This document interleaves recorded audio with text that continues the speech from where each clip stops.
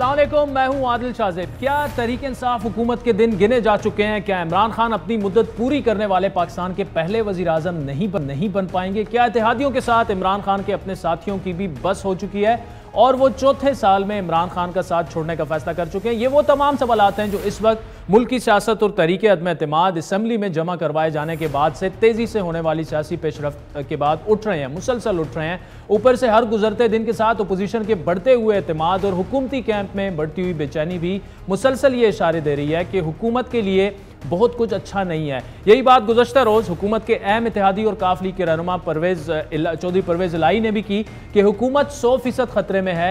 लेकिन दिलचस्प सूरत हाल इस इंटरव्यू को गुजरते ही 24 घंटे उस वक्त होगी जब आज परवेज़ इलाही की तरफ से अपने ही बयान की वजाहत कुछ यूँ आई कि इमरान खान ईमानदार और उनकी नीयत भी अच्छी है और काफ लीग ने हुकूमत छोड़ी है, ना ही अपोजिशन ज्वाइन की है। साथ ही उन्होंने यह दावा भी किया कि PTI के 10 से 12 अराकीन जो हैं अपोजिशन की वो सेफ कस्टडी में।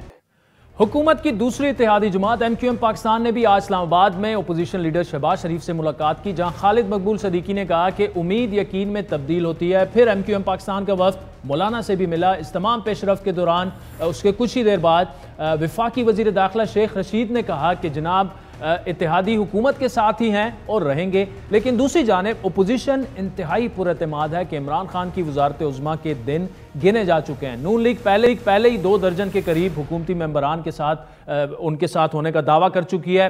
पीपल्स पार्टी भी यही बातें दोहरा रही हैं। दूसरी जानिब वज़ीर आला सिंध मुराद अली शाह ने भी आज ये दावा किया कि अगली हुकूमत हफ्ते 10 दिन में आ रही है। इस तमाम सूरत हाल में PTI हुकूमत बज़ाहिर तो पुरएतमाद होने का दावा कर रही है, लेकिन उनके बयानात उनके इस एतमाद का साथ नहीं दे रहे।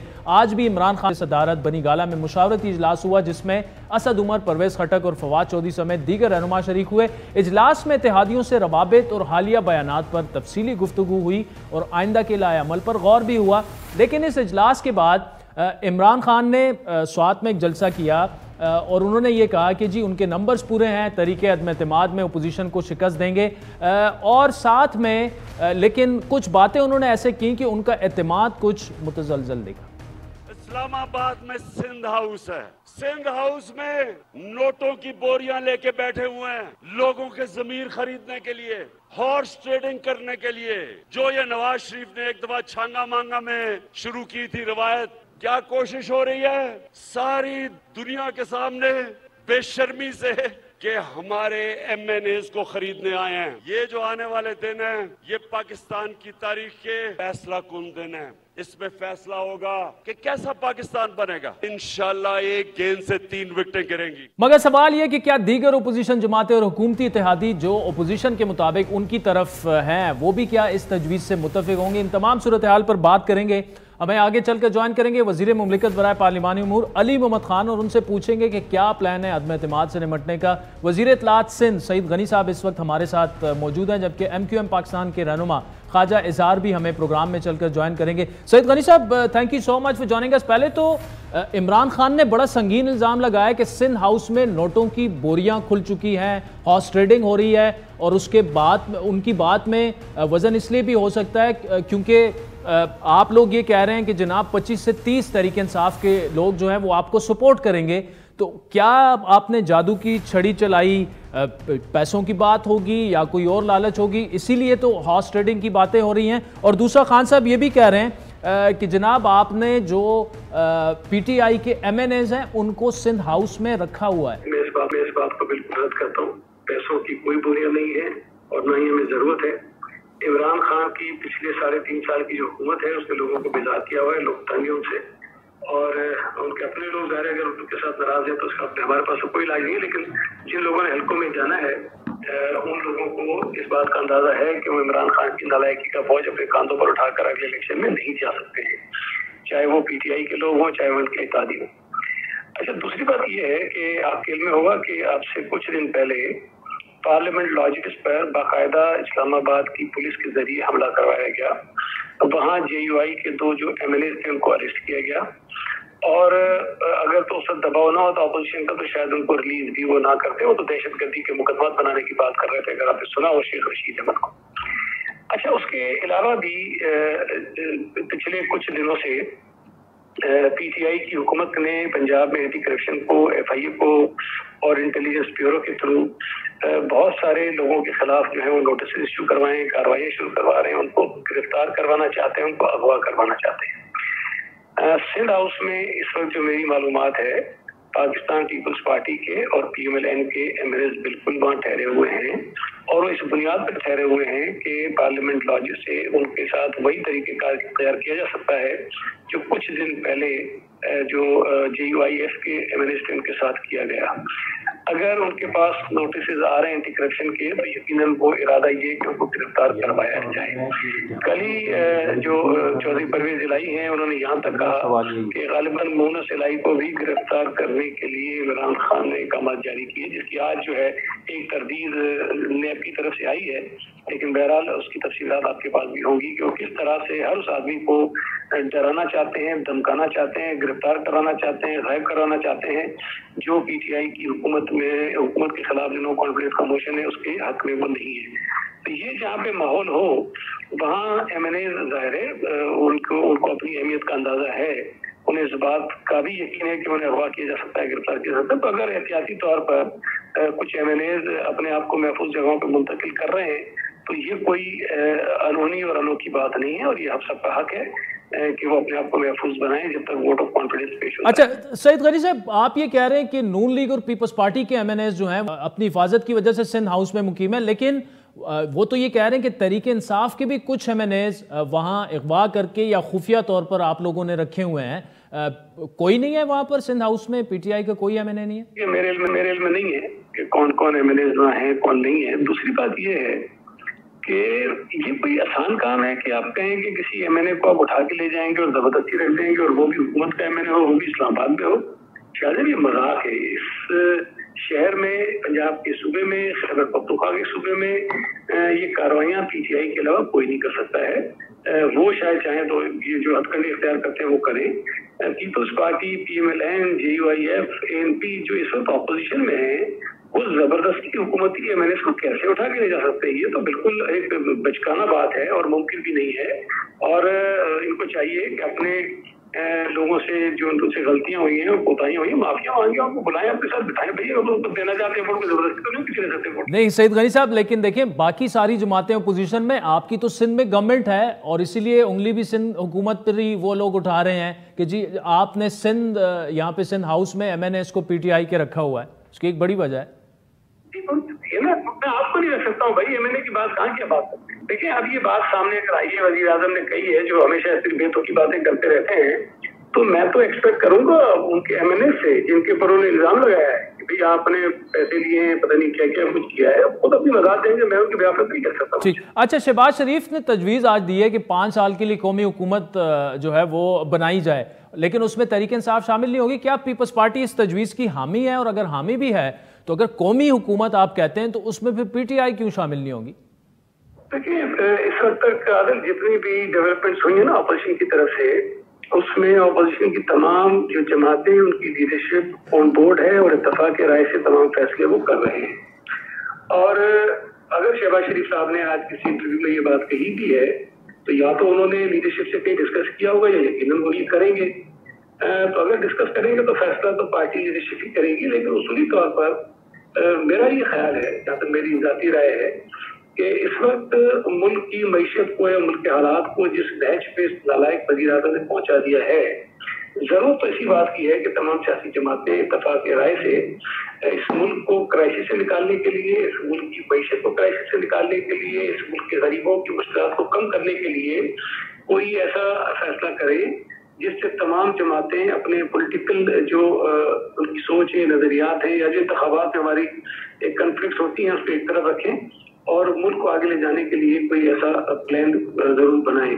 अब ये मेरी जाती राय है, लेकिन जाहिर है कि जो लीडरशिप है वो हमसे ज्यादा बेहतर सोचती है और मेरा ख्याल है कि अगर शहबाज शरीफ साहब ने ये बात कही है और उसको मीडिया पे शेयर भी किया है तो यकीनन ये कहीं ना कहीं अंदर डिस्कशन बात होगी। अच्छा, क्या MQM ने फैसला कर लिया और आपको आगाह कर दिए कि अदम एतमाद में हम ओपोजिशन का साथ देंगे? देखिए अभी तक MQM ने वाज़ेह तौर पर इसका ऐलान तो नहीं किया, लेकिन जो 2 मीटिंग्स उन्होंने हमारे साथ की हैं जिनका मैं हिस्सा था, पाकिस्तान पीपल्स पार्टी के साथ जो मीटिंग्स हुई हैं वो मीटिंग बड़ी पॉजिटिव एंड पे खत्म हुई है और जो एमक्यूएम की बातें थी उससे हमने इत्तेफाक किया है और हमारी जो बातें थी उससे एमक्यूएम ने भी इत्तेफाक किया है। और उसूली तौर पर एक चीज जिस पर इत्तेफाक हुआ दोनों जानिब से वो ये था कि सुबह सिंध के हद तक पाकिस्तान पीपुल्स पार्टी और एमक्यूएम में एक देरपा वर्किंग रिलेशनशिप होनी चाहिए। हम आपस में हुकूमतों में एक साथ बैठते हैं नहीं बैठते हैं, जो भी फैसला दोनों जमातें करें, लेकिन सुबह सिंध के मफाद में ये जरूरी है कि दो ऐसी जमातें जो सुबह सिंध के लोगों की नुमाइंदगी करती है, जेन्युइन रिप्रेजेंटेशन जिनके पास है, वो आपस में अच्छे ताल्लुकात की बुनियाद पर अपने ताल्लुकात को आगे बढ़ाएं। अब जो बातें हुई, जो चीजें कही गई, जिस किस्म का मीटिंग का माहौल था, मैं ये समझता हूँ कि एमक्यूएम के दोस्त भी जब इस मीटिंग से गए होंगे तो बड़े मुतमईन गए होंगे और हम भी उस मीटिंग के बाद काफी मुतमईन हैं। फैसला वो क्या करते हैं, उनकी अपनी जमात है, फैसला करने का कोई इख्तियार है, उनको हक है। वो चाहें तो पीपुल्स पार्टी या अपोजिशन की दीगर जमातों के साथ शामिल हो जाएं, चाहे तो ना हो। लेकिन मैं ये समझता हूँ कि एमक्यूएम भी वफाकी हुकूमत से तंग थी। जो उन्होंने महंगाई की है, जो बेरोजगारी फैली है, जो लोगों की जिंदगी जीर्ण हुई है, वो एमक्यूएम के लिए भी मुश्किल होगा कि वो नए इंतखाबात में इस बोझ के साथ जाएं। तो यकीनन उनको अगर लोगों के पास जाना है तो इस हुकूमत की जो नालायकियां हैं, जो करप्शन है, जो नाइलियत की वजह से लोगों पे बोझ पड़ा है, उससे उनको यकीनन वो अलग करना चाहिए। अच्छा, क्या एमक्यूएम ने खुद से सिंध हुकूमत में शामिल होने की कोई डिमांड रखी या क्या पीपल्स पार्टी ने उन्हें ऑफर की है कि आप सूबाई हुकूमत ज्वाइन कर लें, या आप चाहते हैं कि वो सिंध हुकूमत का हिस्सा बने? नहीं, जो तो इजलास हुए उसमें ना तो एमक्यूएम ने ये डिमांड रखी और ना पीपल्स पार्टी ने उनको ऑफर की। लेकिन आपके लिए होगा कि बिलावल भुट्टो जरदारी साहब शायद 2 मौकों पर आज से कुछ महीने पहले ये मीडिया के सामने कह चुके थे कि अगर एमक्यूएम शामिल होना चाहे तो उनको सिंध हुकूमत में शामिल करने को तैयार है। लेकिन अब जिस स्टेज पे हमारी बातचीत हुई है, अगर ये बातचीत आगे बढ़ती है और एमक्यूएम के साथ अंडरस्टैंडिंग हो जाती है तो उनका सिंध हुकूमत में शामिल होना कोई अजीब सी बात नहीं होगी। और हम समझते हैं कि अगर वो शामिल हो जाएंगे तो ये अच्छा होगा सूबा सिंध के लिए भी और इस मुल्क की जो पॉलिटिक्स है उसके लिए भी। बाकी फिलवक्त इन इजलासों में इस पर कोई बात नहीं हुई है। जो बातें उन्होंने कही हैं वो जनरल जो सूबे के इशू थे, लोगों के इशू थे, उस पर बात की और हमने उससे इत्तेफाक किया। ठीक, चलें। सईद गनी साहब, thank you so much for joining us. Sajin, आप सिंध के वज़ीर इत्तलात, और उन्होंने बिल्कुल क्लियर अल्फाज में कहा कि कोई ऑफ़र तो नहीं हुई, ना एमक्यूएम ने डिमांड की है, ना हमने कोई ऑफ़र की कि सिंध हुकूमत में शामिल हों, लेकिन उन्होंने कहा कि अगर वो शामिल हो जाएं तो ये सूबा सिंध के लिए अच्छा होगा। ब्रेक के बाद एमक्यूएम पाकिस्तान के रहनुमा ख्वाजा इज़हारुल हसन हमें ज्वाइन करेंगे। उनसे पूछेंगे कि चौधरी परवेज़ इलाही तो कह रहे हैं कि सारी इत्तेहादी जमातों का टिल्ट जो है वो अपोजिशन की जानिब है, एमक्यूएम का टिल्ट कहाँ तक पहुँचा? ब्रेक के बाद गुफ्तगू करेंगे। Welcome back Rajiv. ब्रेक से पहले वज़ीर इत्तलात सिंध सईद गनी साहब हमारे साथ मौजूद थे और एमक्यूएम पाकिस्तान के बारे में बड़ी तफसीली उन्होंने गुफ्तगू की। इस वक्त एमक्यूएम पाकिस्तान के सीनियर रहनुमाओं में से एक ख्वाजा इज़हारुल हसन साहब हमारे साथ मौजूद हैं। Khwaja Sahab, thank you so much for joining अस। पहले सवाल तो आपसे ये कि जी, परवेज़ इलाही साहब ने ये कहा कि तमाम इत्तेहादी जमातों का टिल्ट जो है वो उसकी ओपोजिशन की जानिब है और PTI is up for surprises, उनको बड़े सरप्राइजेज मिलने वाले हैं। 25-30 लोग उनके अपने टूट चुके हैं। आपका टिल्ट जो है वो ओपोजिशन की तरफ है, आप तस्दीक करेंगे? देखिए, सबसे बड़ी जो बात परवेज़ इलाही साहब ने की वो परेशानी की बात भी है, तशवीश की बात भी है खुद पीटीआई के लिए, क्योंकि अपने एमएनएस की तरफ खड़े हैं। अब उसके बाद आ जाए कि अगर सूरत हाल हुकूमत की तरफ जाती है या अपोजिशन की तरफ जाती है, हमारे मुतालबात तो सेम ही। हमारे मुतालबे में कोई वजारत आई है, ना वजारत आलम ने मांगी है। हमारे मुतालबात वही हैं 2013 से हमने पीटीआई से भी किए, 18 में हमने मुआहदा किया और आज भी हमने किया। लेकिन इस बार जो फर्क आया और हमारी दिलचस्पी ज्यादा अपोजिशन की जमातों में यूं बढ़ी कि तमाम जमातों ने, चाहे मौलाना फजल रहमान साहब हो, शहबाज शरीफ साहब हो, पीपल्स पार्टी हो या चौधरी साहब हो, इन्होंने एमक्यूएम के साथ होने वाली ज्यादतियों का इदराक किया है, इकरार किया है, जिस तरह बिलावल साहब भी बयान दे रहे हैं। और हमारा दूसरा इंटरेस्ट ये भी है कि अब एमक्यूएम की बात नहीं हो रही है बल्कि कराची की बात हो रही है जी, इनके शहरी इलाकों की बात हो रही है और सब इसको ओन करना चाह रहे हैं। तो अगर सब मिलकर ओन करते हैं और हमारी वो महरूमियां जो शायद पीटीआई के साथ में पूरी ना सकी हो या कुछ परसेंट पूरी हुई हो, और आगे चलकर अगर नई गवर्नमेंट बन रही है तो फिर हमारा मुतालबा उनसे भी वही होना चाहिए और है, बल्कि अब शायद कुछ ज्यादा है। तो हमारे जितने नुकात है हमने तहरीरी तौर पे दिए, जिसपे शहबाज शरीफ साहब ने एग्री किया, मौलाना साहब ने एग्री किया और चेयरमैन पाकिस्तान पीपल्स पार्टी और जरदारी साहब ने भी 100% एग्री किया। अच्छा, अब सवाल ये होता है कि हम माजी में भी तो ये दोनों जमातों के साथ रहे और कोई खुशगवार। अच्छा खालिद साहब, जब मुतालबात तकरीबन आपके उन्होंने सुने और वो मंजूर भी कर लिए, मतलब एक्सेप्ट भी कर लिए, तो फिर देर किस बात की? जी ये बात है। अब देर इसलिए कि शुरुआत कहां से होती है। हमारा एक वोट बैंक है, पीपल्स पार्टी के साथ हमारी एक रिवायती वो हरीफ रही है। बहुत जगहों पे हम उन्हें ज्यादती का जिम्मेदार समझते हैं। माजी की तजुर्बात भी हमारे कोई खातर खानी है। तो शुरुआत होनी है वहां से जहां पे हमारा वोटर भी, हमारे लोगों का मफाद भी एड्रेस होना शुरू हो और जबान ज़द-ए-आम हो। यहाँ बड़ी मुखलसी के साथ एनकेएम का हाथ पकड़ा जा रहा है। उसमें सबसे पहला इशू कानून साजी है, जो कि सुप्रीम कोर्ट ने एक डायरेक्शन दी हुई है। कानून साजी से आगाज करते हैं, फिर आगे बैठ के फार्मूले तय करते हैं, फिर नौकरियों का है, कोटा सिस्टम का मसला है, काली डोमिसाइल के मसले हैं। पर हमारा मकसद जमहूरियत के तसलसल के साथ साथ हमारे लोगों का मफाद है। ठीक, हमारा अच्छा खालिद साहब, ये जो आप बातें कर रहे हैं इसमें तो टाइम लगेगा ना, लेकिन आपके पास तो चंद दिन है, उसमें फैसला करना है कि अदम एतमाद में आपने उसका साथ देना। ऑल्दो आपकी बातों से तो रिफ्लेक्ट हो रहा है कि टिल्ट ओपोजिशन की तरफ ही है, क्योंकि मुतालबात उन्होंने सारे मान लिए हैं, लेकिन बड़ा कम टाइम आपके पास रह गया, फैसला करना है। देखिए, किसी पहले स्टेप को लेने के लिए हम ये नहीं कहते कि ये 28 से पहले ही सारे हो जाएंगे, लेकिन एक तो सबसे बड़ी चीज है यकीन दहानी किस सतह पे होती है। मैंने आपसे गुजारिश की ना कि हम तहरीरी मुआहदे तो पहले भी कर चुके हैं जी, पीटीआई के साथ भी हमारा तहरीरी मुआहदा था, लेकिन मुआहदे के साथ साथ यकीन दहानी किस सतह से होती है और शुरुआत का पहला कदम कैसे उठता है। कोई हमारी तरफ पहला कदम सिंसियरिटी से एक कदम उठाए, हम खुलकर 10 कदम उठा लेंगे। ठीक, अच्छा ठीक, लेकिन क्या मौलाना और शहबाज शरीफ ने गारंटी नहीं ले ली? वो गवाह हैं बहुत सी चीजों के और जरदारी साहब आपके मुतालबात मान चुके हैं सारे। जी देखिए, वो गारंटी का लफ्ज तो मुनासिब नहीं रहेगा, लेकिन हाँ वो गवाह जरूर है वो। और सबसे मजे की और अच्छी दिलचस्प बात यह कि अब सब कराची की एक अहमियत को ओन भी कर रहे हैं, जो मैंने पहले भी कहा। तो अगर सभी लोग गवाह हैं और इस शहर के मफाद के लिए, हमने दोबारा दोहरा रहा हूं, कोई वजारत तो नहीं मांगी जी, कोई गवर्नरशिप, और उसकी तस्दीक भी की है, सईद गनी साहब ने इसकी तस्दीक भी किया है कि आपने कुछ नहीं मांगा। लेकिन खालिद साहब आप हमारे साथ रहिएगा, एक छोटी सी ब्रेक लेते हैं नाज़रीन, फिर ख्वाजा इज़हारुल हसन से ये भी पूछते हैं, पार्टी ने तो सिंध हुकूमत का दरवाजा भी आप पे खोल दिया है, कब शामिल हो रहे हैं आप सिंध हुकूमत में? हमारे साथ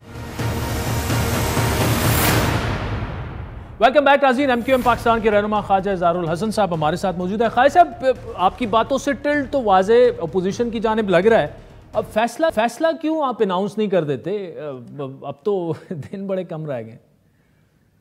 देखिए, मैंने बड़ी आपको वाज़ेह तौर पे बल्कि बिटवीन द लाइन्स कहा, सईद गनी साहब ने हमें गवर्नमेंट में शामिल होने की दावत दी है, तो उन्हें नंबर गेम्स के लिहाज से जरूरत नहीं है जी, और हम भी नहीं चाहते कि वजारतों के चक्कर में सरकारी वसाई का बेगरज इस्तेमाल हो और हमारे चक्कर में खेल की वजारत अलग हो जाए और कूद की वजारत अलग हो जाए। हमने तो जो मुतालबात दिए हैं वो मुतालबात पे अमल करने हैं, वैसे ही पीपल्स पार्टी के साथ वर्किंग रिलेशनशिप बनाने तैयार हैं। अच्छा, और उन पे अगर खालिद साहब अमल हो जाता है तो फिर आप बिल्कुल खुलकर ओपोजिशन की हिमायत का ऐलान कर देंगे? देखिए, मैं सख्त अल्फाज तो नहीं कहूँगा क्योंकि ज़ाहिर एक माहौल बड़ा खुशगवार है, लेकिन ज़ाहिर है ज्यादतियों का बहुत सारा अजाला करने की हम समझते हैं जिम्मेदारी पीपल्स पार्टी की ही है। ठीक, तो अगर वो लेते हैं और लोग कहेंगे, उनके साथ जो कुछ शराइत है उसमें एक शर्त ये भी है कि वो अगर वो पूरी कर देते हैं कानून साजी वाली, तो मेरा ख्याल है इसमें तो सिंध के तमाम लोग खुश होंगे कि ठीक है, एक बेहतर मफाद के लिए एक अच्छी नेक नीयती से आगाज हुआ है। ठीक है। अच्छा, दूसरा मुझे ये बताइएगा कि फिलहाल MQM का सिंध गवर्नमेंट में शामिल होने का कोई इरादा नहीं है? देखिए, आपको खुद सईद गनी साहब ने कह दिया और बड़े सख्त नाकिद रहे और बड़े साफ तौर पे कह दिया कि हमने कोई डिमांड की ना कोई मुतालबा, वजारत नहीं चाहिए। लेकिन वो ऑफर कर रहे हैं ना आपको कि आ जाए, शामिल हो जाए सिंध की स्पेशली शहरी इलाकों की तरक्की के लिए और जो नुक्स वो हुआ है उनके अजाले के लिए। हमने उसके अजाले का फार्मूला दिया ना। ठीक है। वजारत में जाके सरकारी वसाइल जाया करने का क्या फायदा? मतलब आप सिंध हुकूमत में शामिल नहीं होंगे? ऐसे ना हो कि खालिद साहब फिर हम आपका क्लिप चलाएं, देखें आप तो शामिल नहीं हो रहे और उधर हल्फ ले रहे हो। देखिए, मैं फिर कहता हूँ, ये हतमी नहीं है, लेकिन हुकूमत में शामिल होना अलामती है। ठीक है। हम अलामती तौर पे अगर कोई हो तो हो, लेकिन हमने जो मुतालबे किए वो तो इससे कहीं ज्यादा वजनी और कहीं ज्यादा बड़े हैं। ठीक। अच्छा खालिद साहब, ये बताइएगा, जो परवेज इलाही साहब कह रहे हैं कि जी PTI को सरप्राइजेस मिलेंगे और 25-30 MNAs और वो टूट चुके हैं और ऑब्वियसली उनके पास इंफॉर्मेशन और वो होगी, लेकिन वो ये भी कह रहे हैं 10 से 12 लोग जो हैं वो सेफ हाउसेज में पहुंचा दिए गए हैं PTI। क्या आपको भी इस तरह, क्योंकि मुलाकातें तो आपकी भी हो रही हैं, आपको भी लगता है कि मामला PTI के हाथ से निकल चुका है and they are up for surprises? देखिए, ये मैंने शुरू में भी कहा कि ये तशवीश की बात विद इन PTI है। ये सबसे बड़ी जिम्मेदारी है उनकी कि वो कितना कमजोर हो रही है, कितना मजबूत है, और ये बयानबाजी से तो मामला नहीं चलेगा। और जहां तक हमारे MNAs का बात है कि हमारे MNAs अपने अपने घरों में बहुत सेफ हैं और महफूज हैं, और हम इंडिविजुअल अपना फैसला अपनी लीडरशिप की मशावरत से खुद करेंगे। ठीक। और क्या ख्वाजा साहब इमरान खान कुछ ऐसा कर सकते हैं, कुछ आपको अब ऑफर कर सकते हैं कि जिसकी वजह से आप हुकूमत के इत्तेहादी ही रहें, या इट्स टू लेट? देखिए, अब टाइम तो बहुत कम रह गया है और हमारे कोई इजाफी मुतालबे तो है नहीं। मैं प्राइम मिनिस्टर साहब की नीयत पे शक किए बगैर ये जरूर कहूंगा, कहीं ताखीर हुई है, कहीं सिस्टम में ताखीर हुई है, वज़रा की तरफ से ताखीर हुई है, तो वो बहरहाल हमारे पास भी नाराजगी की वजह तो बनी है। और फिर जो महंगाई, माशी अदम इस्तेकाम, जो कि हो सकते हैं उनके इख्तियार में ना हो, लेकिन बहुत सारी ऐसी तजावीज़ थी जिस पर अमल किया जा सकता था, तो हमारा वोटर हमसे ये सवाल भी कर रहा है। और फिर देखिए, इलेक्शन लड़ते क्यों हैं? कौन इलेक्शन लड़ के कहता है कि मैं अपोजिशन में बैठूंगा? ठीक।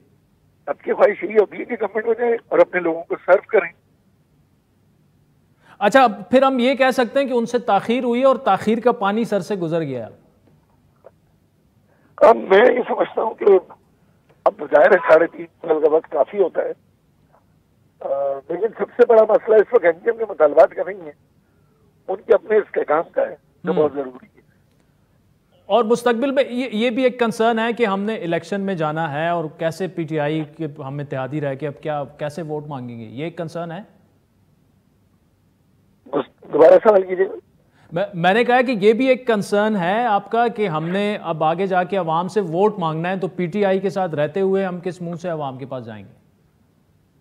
नहीं, ये तो जब PTI की हुकूमत में आए थे तो हमारे लोगों को पता था कि हमारे साथ 4-5 साल क्या हुआ है, और पाकिस्तान की किसी जमात ने भी हमारे ऊपर होने वाली जो सियासी कैद थी उसकी हिमायत नहीं की। ठीक। लेकिन बड़ी खुशगवार बात यह है कि आज सारी सियासी जमातों को MQM की न सिर्फ अहमियत, उसकी हकीकत और जरूरत भी है, और हमें भी खुशी है कि अगर नीति से MQM को उसके मैंडेट के मुताबिक शहरी जिनके हिसाब से उसकी ज्यादतियों का अजाला किए है, तो बिल्कुल हम इलेक्शन लड़के पहुंचे थे। ठीक, चलें, लोगों की खिदमत करें। ठीक, चलें। ख्वाजा इज़हारुल हसन साहब, थैंक यू सो मच। नाज़रीन, वक्त चाहता है एक ब्रेक का, जिसके बाद पार्लिमानी उमूर के वज़ीर अली मोहम्मद खान साहब से ये सवाल करेंगे कि कितनी परेशान है हुकूमत, और क्या खान साहब अपना माइंड बना चुके हैं कि अगर नंबर गेम में वो मज़ीद मामला गड़बड़ होते हैं तो वो रिज़ाइन भी दे सकते हैं। हमारे साथ वेलकम बैक नाज़रीन। पार्लिमानी उमूर के वज़ीर मुमलिकत अली मोहम्मद खान साहब हमारे साथ मौजूद हैं। अली साहब, thank you so much for joining अस। लग रहा ऐसे है जो लेफ्ट राइट बड़े बड़े ओपोजिशन रहनुमाओं के इंटरव्यूज़ आज भी हुए, और जो जिस तरह से परवेज़ इलाही साहब बोल रहे हैं, 100% मुश्किल में है तहरीक इंसाफ, तो खान साहब क्या रिज़ाइन देने वाले हैं बड़ा जल्दी इसकी वजह से, सब सारे मामलात की वजह से? ये तो बहुत बड़ा मजाक कर दिया आपने। बिस्मिल्लाहिर्रहमानिर्रहीम, अल्लाहुम्मा सल्लि व सल्लिम व बारिक अला सय्यिदिना मुहम्मद। बहुत शुक्रिया आदिल साहब। अगर आपका इशारा परवेज़ इलाही साहब के कल के इंटरव्यू की तरफ है तो वो तो कल की बात है। आज उनका बयान आपने सुन भी लिया होगा, देख भी लिया होगा कि उन्होंने इमरान खान साहब पे एतमाद का इजहार भी किया है कि ईमानदार आदमी है, और उन्होंने ये भी कहा है कि हुकूमत का हिस्सा है, अपोजिशन का हिस्सा नहीं है। नहीं, उनके अभी 2 इंटरव्यूज आपने देखे हैं? अभी जो लेटेस्ट इंटरव्यू उनके हुए हैं 2 इंटरव्यूज, उन्होंने तो बिल्कुल खुल कर रहते हैं, बल्कि वो तो यहाँ तक कह गए कि मुनस इलाही ने जब ये कहा आप अपने लोगों को संभालें तो उसके खिलाफ नैब को उन्होंने डाल दिया, गिरफ्तार करने वाले थे वो। तो बड़े इंकशाफात किए हैं। देखें उस पर तो उनका बयान आ गया ना, उस पर तो नैब का भी बयान आ गया कि ऐसी कोई चीज़ नहीं है। और जिस तरह से परवेज़ इलाही साहब ने ये भी कहा है कि हुकूमत का हिस्सा है, हर मुश्किल में साथ खड़े रहें। हाँ, ये है कि जो एलाइज हुकूमत होती है, और कहते हैं कि हमने पहले दिन से अपनी राय का खुल के इजहार भी किया है, और साथ में ये भी कहा है कि अगर आपके इत्तेहादियों से आपका मशवरा हो तो वो हुकूमत के लिए बेहतर होता है। मैं तो उस फ्रंट पे कोई ख़ास नहीं देख रहा। बाकी अपोजिशन की आज दौड़ें लगी हुई हैं, इधर उधर वो भाग दौड़ कर रहे हैं, मीटिंग्स कर रहे हैं। मेरे ख़्याल में गलत खेल गई है अपोजिशन, और अपनी ताकत का गलत उन्होंने अंदाज़ा लगाया है।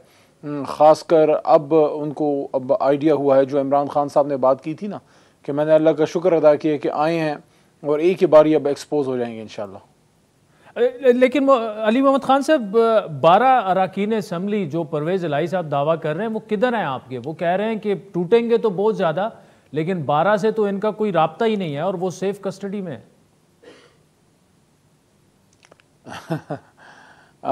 नहीं, मेरा नहीं ख्याल, मैं इस राय से कोई इतना इत्तेफाक नहीं करूँगा।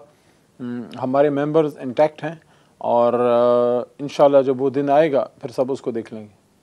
अच्छा, आपका अपने तमाम मेंबरान से राब्ता है, तो आप कह रहे हैं कि कोई किसी ने किसी को उठाया भी नहीं है, ना सेफ कस्टडी में है, पूरे आपके MNAs मौजूद हैं? देखिए, मेरे पास कोई सेफ कस्टडी या उठाने की कोई इन्फॉर्मेशन नहीं है। हालांकि पार्लियामेंट्री अफेयर्स है, मेंबरान से रब्ता हमारा रहता है, और जो हमारी पार्लियामेंट्री पार्टी है उसमें भी कभी इस चीज़ को आज कोई इस तरह डिस्कस नहीं किया गया, ना कोई खान साहब ने इसकी तरफ कोई इंदिया दिया है। तो मेरे पास ऐसी कोई इन्फॉर्मेशन नहीं है, लेकिन माहौल गर्म है, इधर उधर से ख़बरें उड़ती रहती हैं। असल में जो इशू है वो ये है कि खान साहब ने तन तनहा वो काम कर दिखाया है जो कि पिछले 35-40 साल में नहीं हो सका। ये लोग आपस में अंदर में मफादात के लिहाज से तो इनके मुकाबले रहते थे, लेकिन मुल्क की स्टेटस को के लिहाज से सब स्टेटस को का हिस्सा थे। बज़ाहिर एक दूसरे से लड़ते रहते थे, बज़ाहिर इलेक्शन होते रहते थे, लेकिन अंदर बारियां लगी हुई थी।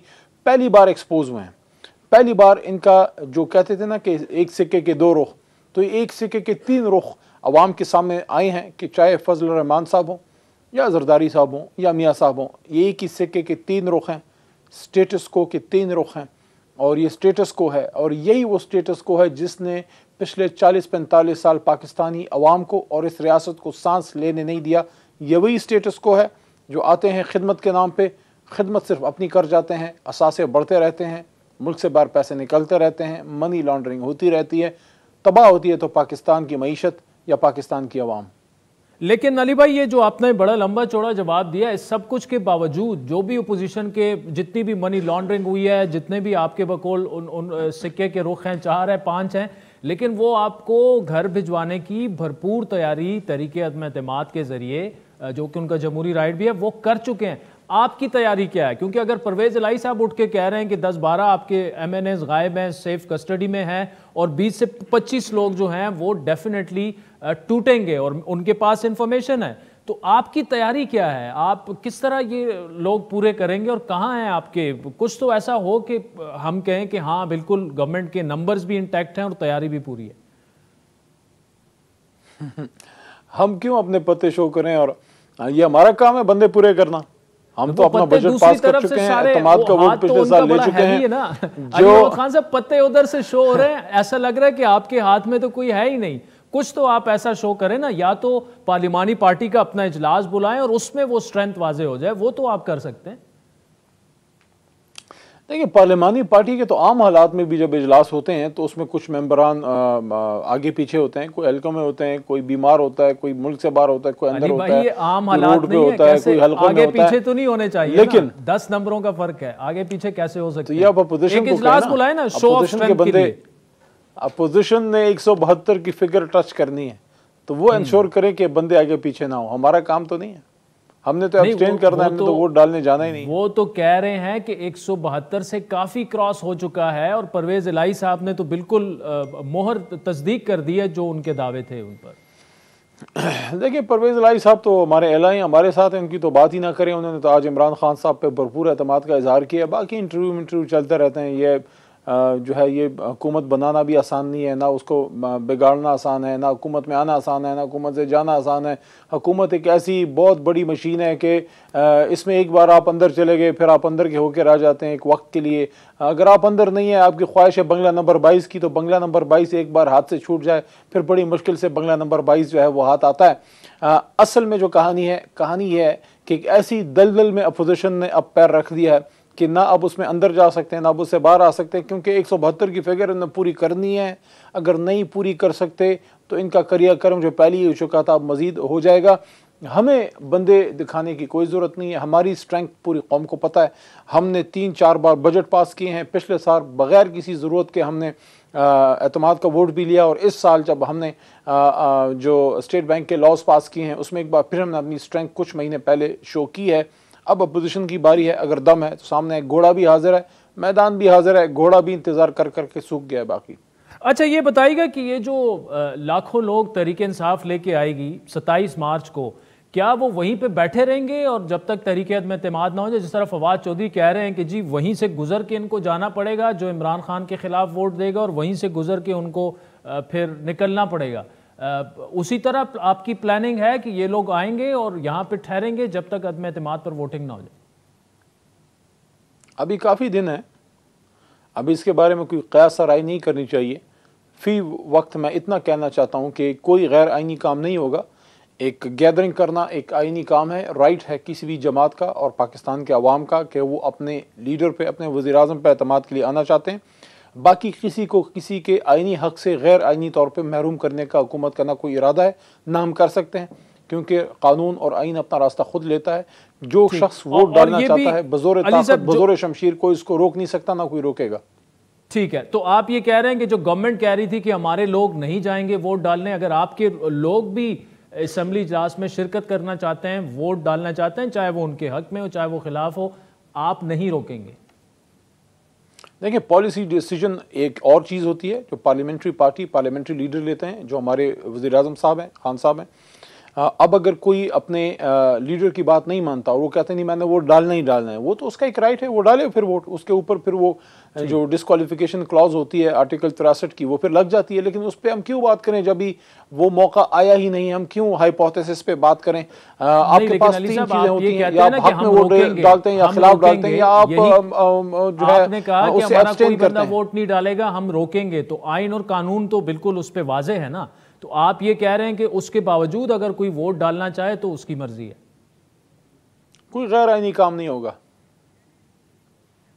ठीक, गैर आईनी काम नहीं होगा। अच्छा अली मोहम्मद खान साहब, अगर फॉर एग्जांपल ये अदम एतमाद कामयाब हो जाती है, खान साहब की स्ट्रेटेजी क्या होगी? सड़कों पे निकल आएंगे, क्या करेंगे? एक बहुत बड़े लीडर को, जो वक्त का सबसे बड़ा लीडर है और जिसके पीछे करोड़ों अवाम है और जो एक मुंतखब वज़ीर-ए-आज़म है और जिसके पास ताकत है अल्लाह की दी हुई, और उसके पास मैंडेट है 2023 तक 5 साल का, तो फ़िलहाल मैं इस पर क्यों बात करूं कि अगर कल को क़यामत कायम हो जाए तो फिर हम क्या करेंगे, या सूरज कल मगरिब से तुलू हो। मैं क्यों ऐसी चीज़ पे बात करूं जो अभी, तो मैं इस पर क्यों ना बात करूं कि अपोजिशन जो इधर उधर आज भी दौड़े उनकी लग रही हैं। सुना है कोई बड़ी इमरजेंसी में मीटिंग कॉल की है आज। वैसे एहसन इकबाल साहब जो हैं उनकी भी चेहरे पे हवाइयाँ उड़ रही थी और मौलाना साहब का भी टेम्परेचर थोड़ा हाई लग रहा है, चेहरे का रंग बदला है। लगता है कि मौसम बहार में उनको खज़ां की नवीद मिल गई है। चलें, ये तो वक्त बताएगा कि खज़ां की नवीद किसको मिली है किसको नहीं मिली। अली साहब जाते हुए ये बताइएगा कि क्या इस पर अब फैसला वो हो चुका है? आपके पास कोई इन्फॉर्मेशन है कि कब? क्योंकि 21 मार्च तक तो इजलास बुलाना है, फिर उसके बाद 7 दिन बहस और फिर वोटिंग होनी है, 28 मार्च का कहा जा रहा है। ये वाकई ये तारीखें इसी तरह हैं?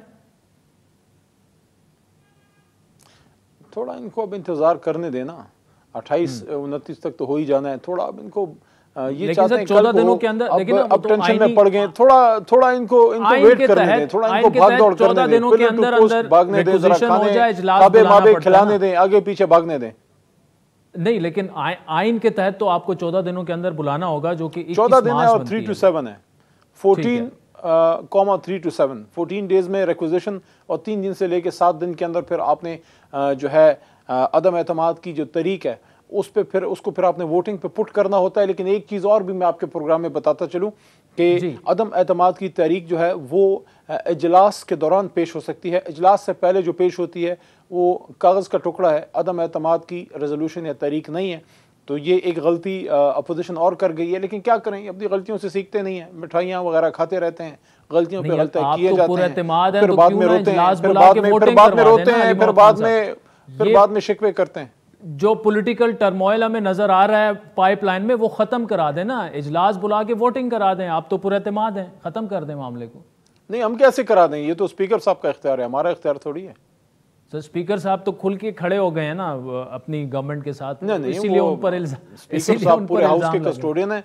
वो मेरे ख्याल में स्पीकर साहब चाहते हैं कि अपोजिशन खुल के खेले, अपोजिशन जो है वो चाहते हैं उनको पूरा मौका मिले। ट्वीट करते हैं वैसे भी तो और वैसे भी जरदारी साहब सिंध से तशरीफ लाए हैं और शहबाज साहब भी, और लगता है कि अपोजिशन ने तिजोरियों के मुंह लगता है कि खोले हुए हैं, क्योंकि रिपोर्टें कोई ऐसी आ रही हैं और मौलाना साहब भी हलवा खाने और खिलाने के मूड में हैं, फॉर्म में हैं, क्योंकि मौलाना साहब बंगला नंबर 22 हुनूज दिल्ली दूरस्त।